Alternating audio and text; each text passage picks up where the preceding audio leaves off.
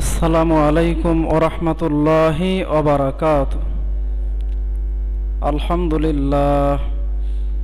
আলহামদুলিল্লাহিল্লাযী খালাকাল ইনসান ওয়া ক্বাদাতা আলাইহি হিনুম মিনাদ দাহরি লাম ইয়াকুন শাইআম মাযকুরা। ونشهد أن لا إله إلا الله وحده لا شريك له ونشهد أن سيدنا وسندنا وحبيب ربنا وطبيب قلوبنا ومولانا محمدا عبده ورسوله الذي أرسل إلى الخلق بشيرا ونذيرا وداعيا إلى الله بإذنه وسراجا منيرا. أما بعد فأعوذ بالله من الشيطان الرجيم. بسم الله الرحمن الرحيم. وما من دابة في الأرض إلا على الله رزقها. صدق الله المولانا العظيم وصدق رسوله النبي الكريم.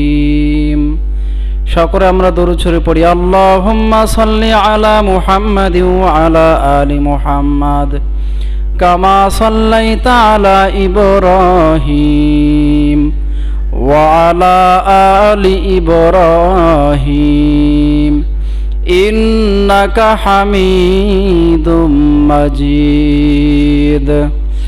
اللهم بارك على محمد وعلى آل محمد كما باركت على إبراهيم وعلى آل إبراهيم إنك حميد مجيد. اللهم زدنا ولا تنقصنا وأكرمنا ولا تهنا رب زدني علما. उल्फत में बराबर के वफा हो के जफा हो,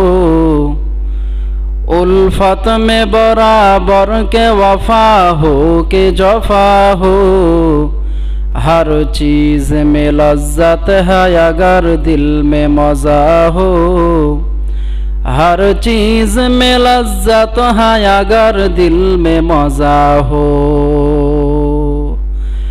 मकबूल तो है शाज़ है काबिल तो बहुत है, मकबूल तो है शाज़ है काबिल तो बहुत है, आईना के मानिंदे तू नहीं दिल तो बहुत है, आईना के मानिंदे तू नहीं दिल तो बहुत है। दुनिया में हो दुनिया का तलबगार नहीं हो, दुनिया में हो दुनिया का तलबगार नहीं हो, बाजार से गुजर हो खरीदार नहीं हो, बाजार से गुजर हो खरीदार नहीं हो। अल्हम्दुलिल्लाह।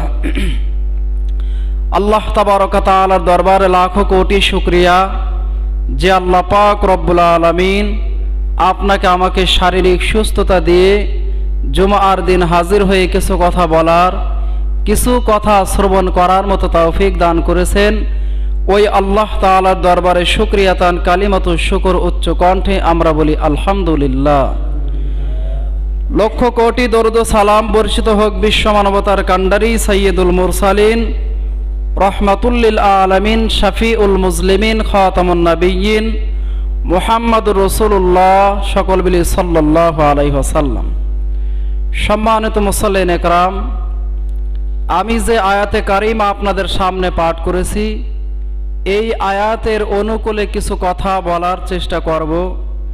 আয়াতের বিষয় হচ্ছে রিজিক সম্পর্কে কিছু কথা। তার কারণ পৃথিবীতে যত মানুষ আছে সবাই আমরা রিজিক তালাশের জন্য বড় ব্যস্ত হয়ে গেছি। রিজিক অন্বেষণ করতে গিয়ে আল্লাহ পাকের বিধান নামাজ আপনার আমার থেকে ছুটে যায়, নিয়মিত ঠিকভাবে নামাজ আদায় হয় না। আল্লাহ পাক রব্বুল আলামিন রিজিক সম্পর্কে আল্লাহ কোরআন হাকিমের মধ্যে জানায় দেন, ওয়াফিস সামাই রিজকুকুম ওয়া মা তুআদুন। রিজিক তো আসমানে আছে, আল্লাহ পাক তিনি আসমান থেকে মানুষের জন্য রিজিক বন্টন করে থাকেন। সুবহানাল্লাহ।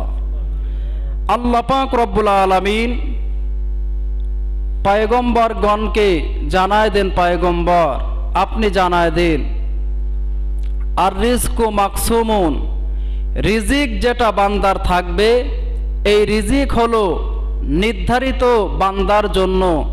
তার কারণ বান্দাকে আমি আল্লাহ যখন সৃষ্টি করেছি, বান্দার সৃষ্টির পূর্বে 50,000 বছর আগে আমার বান্দা দুনিয়াতে কি খাবে কি পরবে সেই ব্যবস্থা আমি আল্লাহ বান্দার জন্য করে দিয়েছি। সুবহানাল্লাহ।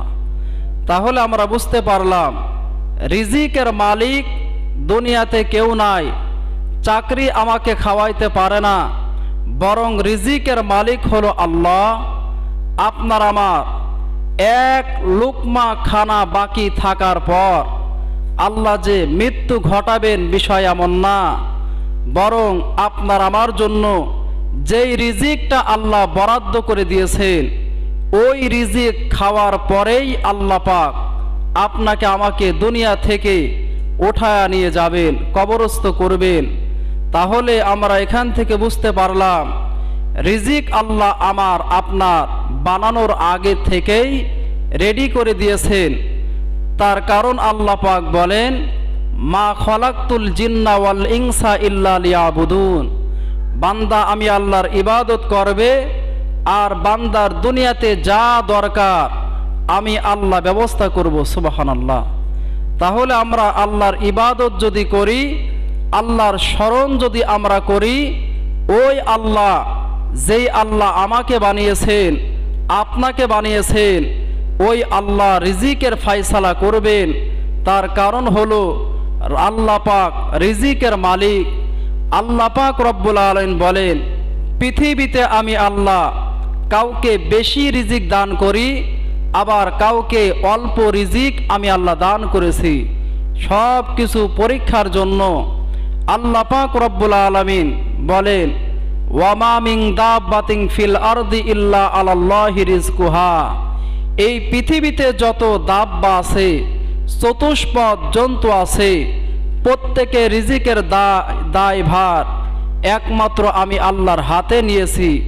আমি আল্লাহ পৃথিবীতে কোনো মেম্বার বলেন, চেয়ারম্যান বলেন, এমপি বলেন, মন্ত্রী বলেন, কারো হাতে আমি আল্লাহ আমার বান্দা রিজিকের দায়িত্ব দেই নাই। আমি আল্লাহ আমার বান্দা রিজিকের দায়িত্ব আমি আল্লাহ নিজে রেখে দিয়েছি, যার কারণে আল্লাহ পাক আপনার আমার জন্য রিজিকের ফায়সালা করেন। এই পৃথিবীর জমিনে অনেক বিচারণশীল প্রাণী আছে যারা আল্লাহর স্মরণ করে, আল্লাহকে ভোলে না, আল্লাহ তাদের ভোলে নাই। আল্লাহ তাদের সময় মতো উত্তম রিজিকের ফায়সালা করে দিয়েছেন। যেমন পয়গম্বর মূসা আলাইহিস সালামের জামানায় একটা উদাহরণ দিলে বুঝতে পারবেন। নবী মূসা আলাইহিস সালাম, তিনার কাছে একদিন ওহী হইল, তার মাথার ভিতরে, মূসা নবীর মাথার ভিতরে একটা পেরেশানি কাজ করতেছেন। এমন সময় আল্লাহর পক্ষ থেকে আল্লাহ পাক ওহী নাজিল করলেন, হে পয়গম্বর, আপনার হাতে যে লাঠি আছে এই লাঠি আপনি ব্যবহার করেন। তার কারণ পয়গম্বর মূসা আলাইহিস সালামকে আল্লাহ মুজিজা স্বরূপ একটা লাঠি দিয়েছিলেন। আপনারা জানেন, যেই লাঠি সাগরের ভিতরে যদি মারে তাহলে সাগর দ্বিখণ্ডিত হয়ে যায়, সাগর রাস্তা বানায় দেয়। পয়গম্বরকে আল্লাহ এমন আশ্চর্যজনক একটা লাঠি দিয়েছিলেন, যেই লাঠি পাথরের ওপর আঘাত করার কারণে পাথর ফেটে টুকরা টুকরা হয়ে যায়। যেই লাঠিটা জমিনে ছেড়ে দিলে সাপের রূপ ধারণ করে রূপান্তরিত হয়ে যায়। এই পয়গম্বর মূসা আলাইহিস সালামকে আমার আল্লাহ ডেকে বললেন, পয়গম্বর, তোমার সামনে বিশাল বড় একটা সাদা পাথর আছে, এই পাথরের ওপর তোমার লাঠি দ্বারা আঘাত করো। পয়গম্বর মূসা আলাইহিস সালাম পাথরের ওপর তার লাঠি দ্বারা আঘাত করলেন। আঘাত করে মূসা নবী দেখেন আল্লাহর কুদরত, আশ্চর্য বিষয়, আমি সাদা একটা ভারী পাথরের ওপর আঘাত করা মাত্রই এই পাথরের ভিতরে দেখা যায় আরো একটা সাদা পাথর দেখা যায়। জোরে বলেন সুবহানাল্লাহ। পয়গম্বর মূসা আলাইহিস সালাম আশ্চর্যজনিত হয়ে গেল, যে আল্লাহ আমাকে বললেন সাদা পাথরের ওপর আঘাত করার জন্য, আবার আল্লাহ এই সাদা পাথরের ভিতরেও আর একটা পাথর রেখে দিয়েছেন। পয়গম্বর মূসা আলাইহিস সালাম এই কথা যখন বললেন, আসমানের মালিক আল্লাহ তিনি ডাক দিয়ে বলেন, পয়গম্বর, ওই সাদা পাথরের ওপর আরেকবার আঘাত করো। নবী যখন সাদা পাথরের ওপর তৃতীয়বার আঘাত করলেন, আঘাত করা মাত্রই দেখা যায় আরেকটা পাথর দেখা যায়। পয়গম্বর মূসা আলাইহিস সালাম বলে, আল্লাহ, আপনার কি কুদরত, আপনার কি কুদরত নিশানা আপনি দেখাইলেন। প্রথমে একটা পাথরের ওপর আঘাত করা মাত্রই আবার পাথর ফেটে দ্বিতীয় আরেকটা পাথর বের হয়ে গেল। এই দ্বিতীয় পাথরের ওপর আমি মূসা নবী যখন আঘাত করলাম, আবার তৃতীয় একটা পাথর বের হলো। ও আল্লাহ, এই পাথর বের হয়ে ক্ষান্ত নয়, বরং এই পাথরের ভিতরে আমি লক্ষ্য করে তাকায় দেখলাম এই পাথরের ভিতরে ছোট্ট ক্ষুদ্র আল্লাহ পাকের একটা মাখলুক তার মুখের ভিতরে একটা ঘাস নিয়ে চাবাইতেছেন আর আল্লাহর জিকির করতেছেন। সুবহানাল্লাহ। পয়গম্বর মূসা আলাইহিস সালাম ডেকে বলে, আল্লাহ, আপনার এই ক্ষুদ্র যা অন্যান্য মানুষ চোখে দেখতে পারবে না, এই ক্ষুদ্র প্রাণী রিজিক আপনি 3টা পাথর ভেদ করে রেখে দিয়েছেন। পয়গম্বর মূসা আলাইহিস সালাম ডেকে বলে, আল্লাহ, এই ছোট প্রাণী আপনার নামের জিকির করে। ওই ছোট ক্ষুদ্র প্রাণী আল্লাহকে ডেকে বলে, আল্লাহ, সুবহানাল্লাহি মাইয়ারানি, ওই আল্লাহর প্রশংসা যিনি আমাকে এই ক্ষুদ্র প্রাণী বানাবার পরেও আমাকে দেখতেছেন, আমার দেখভাল করতেছেন। সুবহানাল্লাহ। পয়গম্বর মূসা আলাইহিস সালাম বলে, শুধু এতটুকু নয়, ওই প্রাণী আল্লাহর নামের জিকির করে বলে, ওয়াসমাউ কালামি, শুধু তাই নয়, আমার আল্লাহ আমাকে দেখেই ক্ষান্ত নয়, আমি যা বলি মনের ভাব প্রকাশ করি তাও আসমানের মালিক দেখতেছেন। সুবহানাল্লাহ। পয়গম্বর মূসা আলাইহিস সালাম বলে, না, এতটুকু ক্ষান্ত নয়, ওই ক্ষুদ্র প্রাণী সে কেমন যেন বলতেছে, ওয়ায়ুরসিলির রিজক, আল্লাহ পাক আসমান থেকে আমার জন্য রিজিকের ফায়সালা করতেছেন। শুধু তাই নয়, ছোট ক্ষুদ্র প্রাণী ডেকে বলতেছেন, ওয়ায়াযকুরু ওয়াতাংসানি। পয়গম্বর মূসা আলাইহিস সালামের ওপর ওহী হইল, ক্ষুদ্র প্রাণী ডেকে বলে, আমি ছোট পোকা বলে আল্লাহ পাক আমাকে ভুলে যান নাই, বরং আল্লাহ 3টা পাথর ভেদ করেও আমার কথা শোনেন, আমার রিজিকের ফায়সালা করতেছেন আসমানের মালিক সুবহানাল্লাহ। তাহলে এখান থেকে আমরা বুঝতে পারলাম আপনার আমার রিজিকের মালিক আল্লাহ। এই পৃথিবীতে যত প্রাণী আছে প্রত্যেকটা প্রাণীর রিজিকের মালিক আল্লাহ। দুনিয়াতে আমরা লক্ষ্য করলে দেখতে পাই ছোট পাখিগুলো যারা দুনিয়াতে চলাচল করে, এই পাখি ভোরবেলা সে উড়াল দেয়, আবার সন্ধ্যাবেলায় তার মুখে করে তার সন্তানের খাবার নিয়ে বাসায় ফেরে। এই সকলের প্রাণের রিজিকের মালিক আল্লাহ। আপনার আমার রিজিকের মালিকও আল্লাহ। কিন্তু আপনার আমার যদি বিশ্বাস একিন থাকে না রিজিকের মালিক যেহেতু আমার আল্লাহ, তাহলে আপনি আমি সৎভাবে ইনকাম করে উপার্জন করে নিজের সংসার চালানোর ফিকির যদি করি, তাও আল্লাহ পাক যে কোনোভাবে সৎ পন্থায় উপার্জন করার মতো ফায়সালা জমিনেই আল্লাহ করে দিবেন। তার কারণ আল্লাহ বললেন, মা খলাকতুল জিন্না ওয়াল ইনসা ইল্লা লিয়াবুদুন, আমি মানুষ বানাই নাই, তবে হ্যাঁ এই মানুষকে বানাবার পেছনে একমাত্র কারণ আমি আল্লাহর ইবাদত। যখন মানুষ ইবাদত ঠিক রাখবে, আমি আসমানের মালিক, তখন আমার বান্দার জন্য আসমান থেকে যে রিজিক বরাদ্দ আছে ওই রিজিক আমি আল্লাহ পাঠাই দেব জমিনে সুবহানাল্লাহ।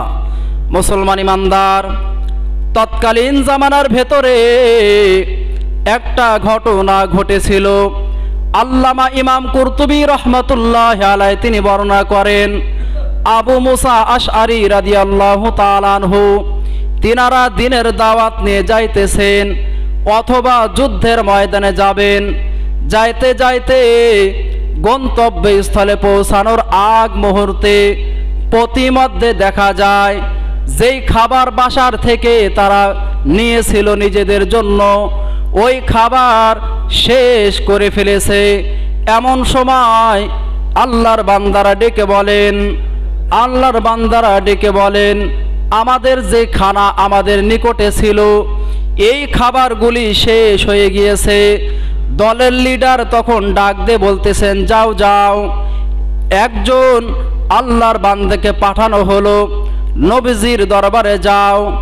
ওই বান্দাকে পাঠানো হলো নবীজির দরবারে। যাওয়ার পর আল্লাহর নবীকে জিজ্ঞেস বলবে যে আমাদের খানা নাই, যেই খানা আমাদের সঙ্গে ছিল তা শেষ হয়ে গেছে। আল্লাহর বান্দা আস্তে আস্তে নবীর দরবারে যাওয়ার পর দেখে নবীজি হুজরার ভিতরে আছে। এক পর্যায়ে আল্লাহর নবী কোরআনে কারিম তেলাওয়াত করতেছেন, ওয়ামা মিন দাব্বাতিন ফিল আরদি ইল্লা আলাল্লাহি রিজকুহা। আল্লাহর নবীর সাহাবী ডেকে বলেন, পয়গম্বর এমন একটা আয়াত তেলাওয়াত করলেন যেই আয়াতের ভিতরে বলা হয়েছে এই জমিনের মধ্যে যত মানুষ আছে, জমিনের মধ্যে যত জীবজন্তু আছে, প্রত্যেকের রিজিকের দায়ভার আল্লাহর কাছে একমাত্র। আল্লাহর বান্দারা এই ভাষা বুঝার পর নবীর কাছে খানার কথা বলে নাই। আল্লাহর বান্দা চলে যায়। সাহাবায়ে কেরাম মনে করতেছেন নবীর দরবারে থেকে আসছে, এক পর্যায়ে খাবারের ব্যবস্থা হয়ে যাবে। আল্লাহর বান্দারা এই ভেবে চুপ করে বসে আছেন। আল্লাহর নবীর সাহাবী ডেকে মনে মনে বলতেছেন, আল্লাহ এই মানুষগুলির বিশ্বাস হয়েছে খাবারের ফায়সালা আপনি করবেন। আয় আল্লাহ, এই কথা বলে বান্দারা আল্লাহর কাছে দোয়া করলেন। আল্লাহর নবীর ওই সাহাবী দেখেন কিছুক্ষণ পর খানসা ভর্তি খাবার তাদের সামনে হাজির হয়ে গেল। আল্লাহর নবীর সাহাবীরা এই কিছু গোস্ত আর রুটি খাওয়ার পর আরো অনেক গোস্ত রুটি বেঁচে গেল। কিছু কিছু মানুষ তারা চিন্তা করে বাসা গোস্ত রুটি এগুলো নবীজির দরবারে ফেরত দেওয়া হোক। আল্লাহর নবী এগুলো সুন্দর করে আবার পাকায়া অন্যান্য সাহাবীদের মাঝে বন্টন করে দিবেন। এক পর্যায়ে নবীর দরবারে দুইজন সাহাবীকে পাঠানো হয়। দুইজন সাহাবী মায়ার নবীর কিনারায় যাওয়ার পরে ডেকে বলেন, পয়গম্বর, যেই রুটি আর গোস্ত আমাদের জন্য আপনি পাঠিয়েছিলেন ওই রুটি বেঁচে আছে, গোস্ত বেঁচে আছে, আপনি খান, আপনার পরিবারের খাওয়ান, আপনি আরো সাহাবীদের মাঝে বন্টন করেন। এক পর্যায়ে মায়ার নবী ডেকে বলে, না না, আমার কাছে কোনো সাহাবী রুটি গোস্ত খাবারের জন্য আসে নাই, আমি কোরআনে কারিম তেলাওয়াত করি। এক পর্যায়ে সাহাবীরা ডেকে বলে, পয়গম্বর, নবীর সাহাবীরা ডেকে বলে, পয়গম্বর, আমাদের ভিতর থেকে একজন মুখপাত্র ব্যক্তিকে আপনার দরবারে পাঠানো হয়েছিল, যেই ব্যক্তিকে সবাই চেনে। পয়গম্বর তখন ডেকে বলে, না, আমার কাছে কোনো সাহাবী খাবারের জন্য আসে নাই। তখন যারা দুইজন ওখানে গিয়েছিল তারা নিজেদের গন্তব্যস্থলে ফিরে যাওয়ার পরে তখন তারা বলতেছেন, আমাদের খানার ব্যবস্থা তো নবীজি করেন নাই, এই খাবারের ব্যবস্থা কে করলেন?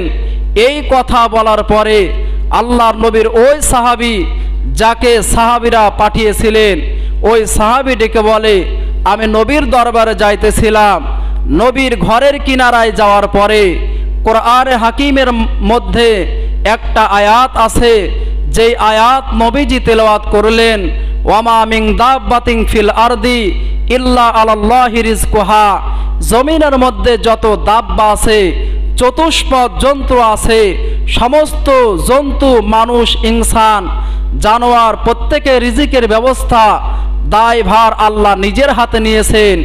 এই কথা যখন আমি নবীজির জবান থেকে শুনলাম তখন আর নবীজির কাছ থেকে আমি রিজিক চাওয়া প্রয়োজন মনে করলাম না, তার কারণ রিজিকের মালিক আল্লাহ।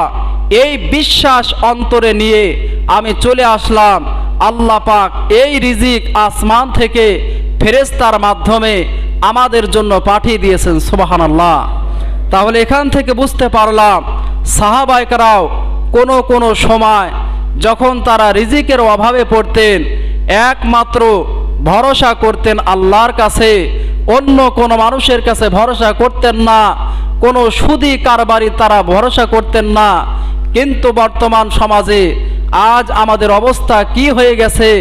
আমরা আজ শরীরের ভিতরে, আমরা আজ আমাদের শরীরটা, আমাদের হাত, আমাদের চোখ, আমাদের প্রত্যেকটা অঙ্গ প্রত্যঙ্গ আজ হারাম অর্থের দ্বারা আমাদের শরীরটা ভরে যাইতেছে।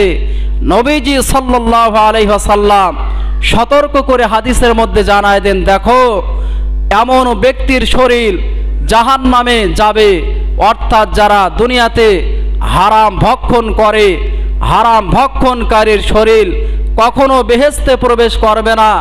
আল্লাহ রাসূল সাবধান করে দিয়েছেন, হে উম্মতের দল, পৃথিবীতে যাওয়ার পরে তোমরা উপার্জন হালাল করো, আল্লাহ পাক এই হালালের ভিতরে বরকত দিয়েছেন। উদাহরণ দিয়ে বলা হয়, এই পৃথিবীতে অনেক গরু আছে, পৃথিবীতে অনেক কুকুর আছে, কুকুর বাচ্চা দেয় 5টা 7টা, কিন্তু গরু বাচ্চা দেয় 1টা 2টা। বছর শেষে কুকুর কেউ জবাই করে খায় না, বরং গরু প্রতিনিয়তে জবাই করে মানুষ খাইতেছে, ভক্ষণ করতেছে। এরপরও দেখা যায় গরুর সংখ্যা বেশি, কুকুরের সংখ্যা কম। তার মানে বুঝাইতেছেন গরু হালাল, হালালে বরকত, কুকুর এটা হারাম, হারামে বরকত নাই। যার কারণে আজ আমরা হারামের ভিতরে লিপ্ত যদি হয়ে যায়, আপনার আমার যে হারাম টাকা দিয়ে আমি আপনি উপার্জন করলাম, আপনার আমার শরীরের অঙ্গ প্রত্যঙ্গ রক্ত মিশে আছে হারাম, যার কারণে ইবাদত করতে ভালো লাগে না, নামাজ পড়তে মজা লাগে না, অন্যান্য ইবাদতে আপনার আমার শরীরটা ভালো হয় না, রোজা রাখতে শরীরটা মন চায় না। আপনার আমার শরীরের রক্ত মাংস যদি হালাল টাকা দ্বারা হয় তাহলে আপনার আমার শরীরটা সব সময় আল্লাহ পাকের ইবাদতে মগ্ন হতে চাইবে। আপনার আবার যতটুকু ইবাদত করেন ইবাদতের ভিতরে স্বাদ আসবে, মজা আসবে, কিন্তু আপনার আমার শরীরে অংশ যদি হারাম রক্ত তৈরি হয়ে যায়, তাহলে হারাম শরীরটা আল্লাহ পাক জান্নাতে দিবে না। এই জন্য আল্লাহ পাক মানুষদেরকে ডেকে বলেছেন, ইয়া আইয়ুহান নাস কুলু মিন তাইয়্যিবাত মা রাযাকনাকুম, আমি আল্লাহ তোমাদেরকে যা দিয়েছি হালাল, এই হালালের ভিতরে তোমরা হালাল উপার্জন করো। নবীজি সাল্লাল্লাহু আলাইহি ওয়াসাল্লাম সম্পর্কে আল্লাহ পাক বলেন, হে পয়গম্বর, আপনারা দুনিয়াতে যাবেন, হালাল উপার্জন করবেন, হালাল ভক্ষণ করবেন। এই হালাল আপনি যতটুকু উপার্জন করেন না কেন, আল্লাহ পাক এর ভিতরে আপনার ঘরের মধ্যে শান্তি দিবে, আপনার শরীরের ভিতরে আল্লাহ মজা তৈরি করে দিবেন। অল্প টাকা আপনি হালালভাবে ইনকাম করেন, উপার্জন করেন, আল্লাহ পাক অল্প টাকার ভিতরে বরকত দিয়ে আপনার শরীরের ভিতরে আল্লাহ পাক এমন ইমেজ তৈরি করে দিবেন, ইবাদতের ক্ষেত্রে আপনার মজা লাগবে, রোজা রাখতে ভালো লাগবে, নামাজ পড়তে ভালো লাগবে, দান সদকা করতে ভালো লাগবে, আল্লাহ সম্পদ দিয়েছেন হজে যাইতে ভালো লাগবে। প্রত্যেকটা ইবাদত মানুষের জন্য আল্লাহ উপকারের ব্যবস্থা করেছেন। আপনি নামাজ পড়বেন, দুনিয়াতে আপনার শরীরের ভিতরে আল্লাহ পাক দুর্বলতা দিবে না। আপনি যখন অলসতা করবেন, নামাজ পড়বেন না, আপনার শারীরিক অবস্থা ভালো হবে না, আল্লাহ শরীরের ভিতরে দুর্বলতা দিয়ে দিবেন, শরীরের ভিতরে আল্লাহ ঘাটতি দিবেন। কিন্তু একজন মুসলমান যখন সে নামাজ পড়বে, তার শরীরটা থাকবে তাজা, শরীর থাকবে ভালো, ভালো অন্তর থাকবে ভালো, তার জবানের কথা থাকবে ভালো, তার প্রত্যেকটা ব্যবহার মানুষ কষ্ট পাবে না। বরং রাসূলুল্লাহ সাল্লাল্লাহু আলাইহি ওয়াসাল্লাম বলেন, খাঁটি মুসলমান তো ওই ব্যক্তি যার হাত ও মুখ হইতে অপর মুসলমান নিরাপদ থাকে। আজ আমরা খেয়াল করলে, লক্ষ্য করলে বুঝতে পারবো, আমাদের হাতের দ্বারা একজন মানুষ যদি কষ্ট না পায় তো আপনি খাঁটি মুসলমান হবেন। আপনার জবান দ্বারা একজন মুসলমান, মুমিন, কাফের, বেঈমান ব্যক্তিও যদি কষ্ট না পায়, তাহলে আপনি খাঁটি মুসলমানের ভিতরে অন্তর্গত হবেন। খাঁটি মুসলমান মানুষ তখনই হবে যার দিলটা হবে নরম, যার অন্তর হবে নরম, শক্ত পাথর যেন অন্তর না হয়। কিন্তু আজ আমরা গুনাহ করতে করতে আপনার আমার শরীরের ভিতরে একটা গোস্তের টুকরা আছে, যেই গোস্তের টুকরাকে বলা হয় কলব, অন্তর বলা হয়, দিল বলা হয়। এই অন্তর নামক জিনিস যার ভালো, তার পুরা শরীর ভালো। যার এই গোস্তের টুকরা খারাপ হয়ে যাবে, নবীজি বলেন তার পুরা বডি হলো খারাপ। এই জন্য গোস্তের টুকরা একদিন পচন ধরে না, কালো হয় না, বরং আপনি আমি আপনার আমার যৌবন আল্লাহ যখন থেকে দিয়েছেন, তখন থেকে গুনাহ করতে করতে নবীজি বলেন বনি আদম একটা গুনাহ করবে, অন্তরের ভিতরে একটা কালো দাগ পড়ে যাবে। এই জন্য আমরা গুনাহ থেকে বাঁচার চেষ্টা করব, আমরা নেকির কাজ করার চেষ্টা করব। আল্লাহ পাক আমাদের গুনাহ থেকে বাঁচার এবং 5 ওয়াক্ত নামাজ এবং নেকির কাজ যত আছে দুনিয়াতে প্রত্যেকটা ভালো কাজ করার মতো তৌফিক আল্লাহ আমাদের সকলকে দান করেন। সকলে বলি আমিন।